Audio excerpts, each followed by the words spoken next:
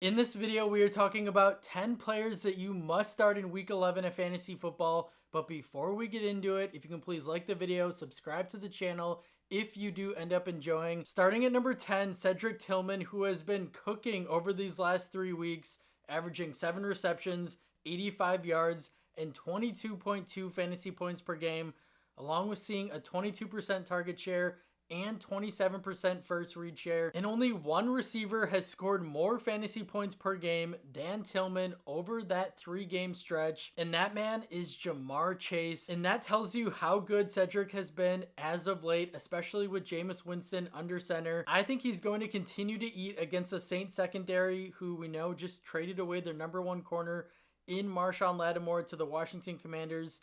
So they don't have a great secondary overall, as they've allowed the 3rd most yards to wide receivers since week 6. So keep riding the hot hand.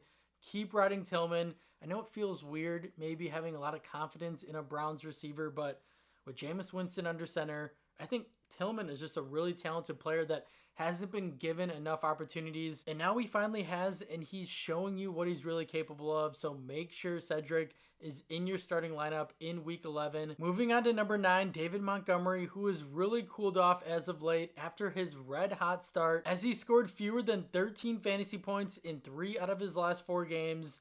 That being said, Montgomery, really talented back. He's still the RB14 in fantasy and ranks 4th in total touchdowns, 9th in red zone touches, 14th in missed tackles forced per attempt, 23rd in yards after contact per attempt. He's on a really good offense. He's on an elite Detroit offense, running behind a top 2 offensive line with a brilliant play caller. These are guys that, yeah, they're going to have a bad game like everyone does, but you can bet on the bounce back because of their situation, because of the offense that he's in, because of the talent that we know he has. And in this matchup against the Jaguars, the Lions are going to have full command over this game, especially with Trevor Lawrence out. It's going to be the Mac Jones show, and we know how that's going to go. They're probably going to score maybe a touchdown, maybe 3 points. Detroit's going to win this game by 20, 25 points. So they're going to be running probably all of the 3rd and 4th quarter, which means good things for Jahmyr Gibbs and Montgomery. And the Jaguars have allowed the 3rd most points per game to running backs this season. So I know it hasn't been great as of late for David, but plug him back into your starting lineup, and he's most likely going to have a really big game. On to number 8, George Pickens, who, yeah, he's an obvious start at this point. He's playing really good football, but I think he's the guy that could finish as the wide receiver 1 overall in fantasy in Week 11. So he's going to go crazy. In 3 games with Russell Wilson under center, Pickens has racked up 14 receptions, 276 receiving yards, 2 touchdowns. Should have been a couple more if it wasn't for him not getting his feet down or several different penalties. But wide receiver 9 in fantasy points per game with Wilson under center, and has scored 20 plus fantasy points in 2 out of his last 3 games. It's really nice to see Pickens finally has a capable quarterback. We've always known the talent that he has. Arthur Smith hasn't ruined anything in Pittsburgh, thankfully, because he's the offensive coordinator. Mike Tomlin, can keep him in check. Tell him, put the best offensive players on the field, something Smith couldn't do in Atlanta, but it's been no issues in Pittsburgh, and Pickens is thriving in this system, in this offense with Russell Wilson, and he has a beautiful matchup in Week 11 against the Baltimore Ravens, who just gave up a historic performance to Jamar Chase. We all watched that game. Jamar went crazy in Week 10. And they're just not a good secondary. They've allowed the most yards, touchdowns, and fantasy points per game to wide receivers this season. Yes, Kyle Hamilton, their stud safety, is going to play in this one.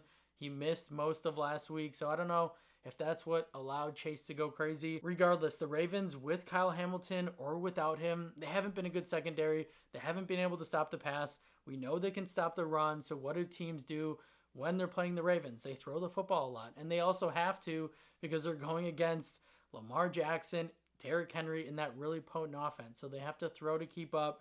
That's probably what's going to happen in this one. It could be a sneaky high-scoring game. I know the Steelers have a good defense, but I don't think anyone can slow down Lamar Jackson and Derrick Henry at this point. So you're starting Pickens, but expect a blow-up performance in Week 11. At number 7, Kareem Hunt has been terribly inefficient, but volume has carried him to fantasy stardom at this point, Kareem Hunt has been really good since week 5.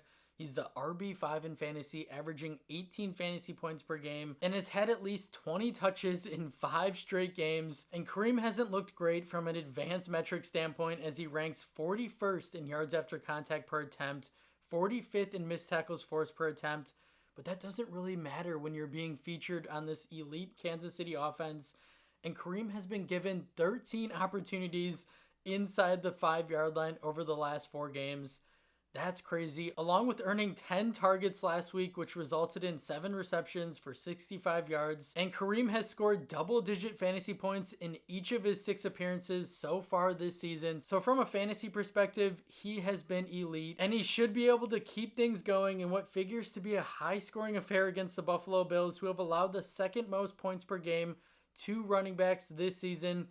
The Bills are tough to throw on, but you can run all day. You can run all over them. So Hunt is going to stay hot. He's probably going to score anywhere from 15 to 20 fantasy points. But if your team is in a good position and you're looking towards the playoffs, I would probably be selling Hunt high before Isaiah Pacheco returns, and then Kareem won't have much value. So that's a little tip if you are looking to trade Hunt away. Moving on to number 6, T. Higgins, who is finally back after missing the last 3 weeks with that quad injury. And remember, before Higgins got hurt, he was leading the Bengals in targets and first read target share while averaging 16.2 fantasy points per game. It seemed like for the first time in Higgins' career, when he's been on the field with Jamar Chase, that Burrow preferred T. It was kind of weird. Like, Higgins was out targeting, outshining Jamar Chase in most games, but who knows if that's going to continue when T comes back. Probably not. I mean, Jamar Chase is the better player, but Higgins still on a really good Cincinnati offense. Joe Burrow is playing some of the best football of his career right now. I want as many pieces of this offense, of this Sunday night football game against the Chargers. I think it's going to be a really good one.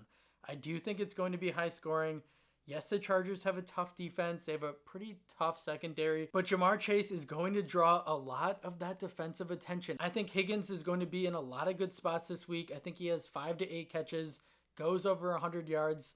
Wouldn't shock me if Higgins scores a touchdown as well in this one. I think he has a really big game overall. I know the hesitation, like, oh, Higgins, like sometimes he'll play a couple snaps in a game and then re-injure himself or not really play a lot. I feel pretty good about this one. I think he sat out really long to make sure that he was at 100%. I think he has a strong performance. I think he's fully healthy, and I would be starting him if he was on my roster. All right, sticking with that Sunday night football game, at number 5, Justin Herbert, who has been one of the hotter quarterbacks in football right now since week 7. He's the quarterback 8 in fantasy points per game and ranks 3rd in yards per attempt and passer rating, 8th in fantasy points per dropback, and is currently sporting an 11-to-1 touchdown to interception ratio. You can tell that Herbert is finally fully healthy. We know he was dealing with that ankle foot injury the beginning of the year, but now he's playing really good football, maybe the best football of his career in this new look Chargers offense led by Jim Harbaugh. Harbaugh and Herbert's relationship is really unique. It's really cool to see. And I think that's why Herbert, this whole offense, even this defense is playing so well because of the coaching staff, because of the really nice job that Jim has done so far with this team. So Herbert, I think, is primed for another big performance in what we just talked about, a potential shootout against the Cincinnati Bengals on Sunday night, who have been torched through the air since week 5, allowing the 8th most passing yards per game and 6th most passing touchdowns, along with the 5th most fantasy points to the quarterback position. So I really like Herbert. I think Joe Burrow is going to be able to put up points, which means Herbert and this Chargers offense won't be able to just run the football. They're going to have to throw a lot in this one. Like, I get it. Last week, Justin Herbert only attempted 18 passes against the Titans because they didn't really need to do much to beat Tennessee. That just won't be the case this week and going forward. The Chargers schedule gets a little bit more difficult, so that means I really like Herbert as a fantasy quarterback because they're going to have to use him more. He's going to have to throw the football more, and I think we see a very big game from the elite quarterback in week 11. At number 4, Nick Chubb hasn't really shown us much since returning from that brutal leg injury, and rightfully so. I'm not faulting the guy. That injury was absolutely awful. He's an older running back, but he's only averaging 2.7 yards per carry right now on 42 attempts. To be fair though, his last 3 matchups have been against some pretty tough run defenses that have ranked top 8 in fantasy points allowed to the running back position. But now coming off that week 10 bye, Chubb should be fully rested, maybe a little bit closer to 100%. And Nick saw a season high 75% of the rush attempts in week 9, along with 15 carries and 16 carries in the 2 games that Jameis Winston has started. So that's promising in this new offense under Winston. They still want to feed Nick Chubb. So that's good to see. And this is really more about the matchup than anything, as the Saints have allowed the 3rd most fantasy points per game to running backs and are allowing 5.1 yards per carry, which ranks 31st in the NFL. The Saints will likely struggle to put up points against this defense, which could result in 15 to 20 plus carries for Chubb once again in this one. And yeah, I'll admit there's some risk here, right? Because like I said, from an advanced metric standpoint, Nick Chubb hasn't looked phenomenal, but I'm betting on this offensive line getting healthy, Nick Chubb getting healthier, the matchup being really nice, and just the player that Chubb is. We know he's a really talented back. We've seen what he's done throughout his career.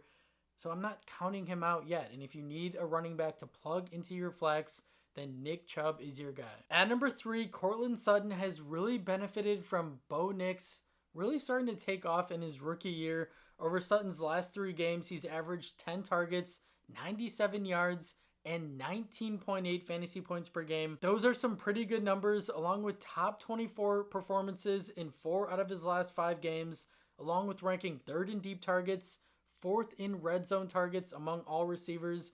And Denver will likely be chasing points against the Falcons this week, who have allowed the 8th most fantasy points per game to receivers over the last month. So it's a favorable game script. We know Atlanta is probably going to be able to put up a lot of points on offense with Kirk Cousins, Bijan, Drake London. So I'm expecting the Broncos to have to chase a little bit to keep up. And when they throw the football, Sutton is who Bo Nix is looking for early and often. At number 2, TJ Hockenson had his best game since tearing his ACL last December.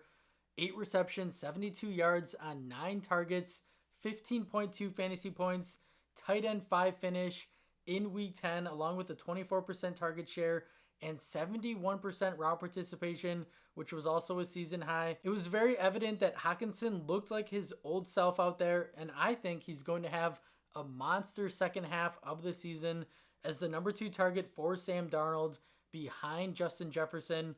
Even in a tough matchup this week against the Titans, Hockenson is a strong play and has nice upside in a good Minnesota ecosystem led by Kevin O'Connell.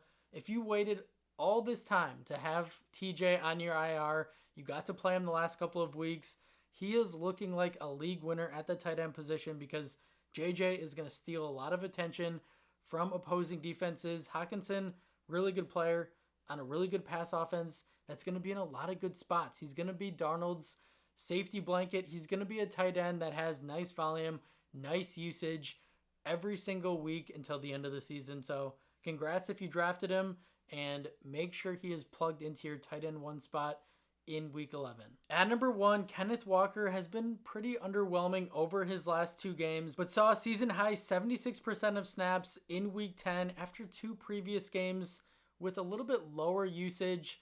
We were starting to get a little bit worried. We're like, oh no, is Zach Charbonnet starting to eat into Walker's work? No, it's just not the case whatsoever. One of those games, Kenneth was sick. He was dealing with a little bit of a bug. And then the following week, it was that blowout loss to Buffalo, so they didn't want to leave him on the field when the game was out of control.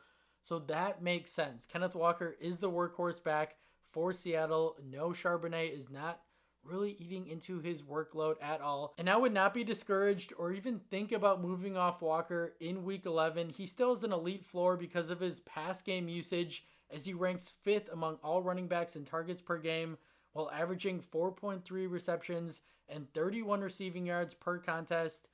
It's been a revelation this year with the new coaching staff, new offensive coordinator in Ryan Grubb. Using Walker in the passing game is an absolute cheat code, something we didn't really see in his first 2 seasons, but now that they're heavily using him in that spot, it's phenomenal for his fantasy value because we know what he can do on the ground. But in these tougher matchups, he can still win through the air. And that's exactly what he did against this San Francisco defense in week 6. he had 20 fantasy points because I believe he had 8 receptions, which was a career high in that one. So he has multiple ways of getting it done. It's not like, oh, it's a stingy run defense and Walker is just eliminated. No, he can eat through the air. So that is absolutely huge. And against this 49ers defense, again, maybe he'll have more success on the ground in this one. But even if he doesn't, I think he still has a nice game through the air. And even though the 49ers do have a pretty stingy run defense, we know that you can run on them. And we saw it last week. Bucky Irving, Rachaad White combined for over 100 total rushing yards. So that's a positive. And San Francisco ranks 20th in fantasy points allowed to the running back position. So Walker should go crazy again in this one, whether it's on the ground or through the air. I think he has a nice day overall, gets in the end zone a couple of times, and really makes up for the last 2 weeks. That's all I have for you guys today. Thank you so much for watching. If you took away anything from the video, if you can please like the video, subscribe to the channel. It helps me out more than you know, and I will see you in the next one.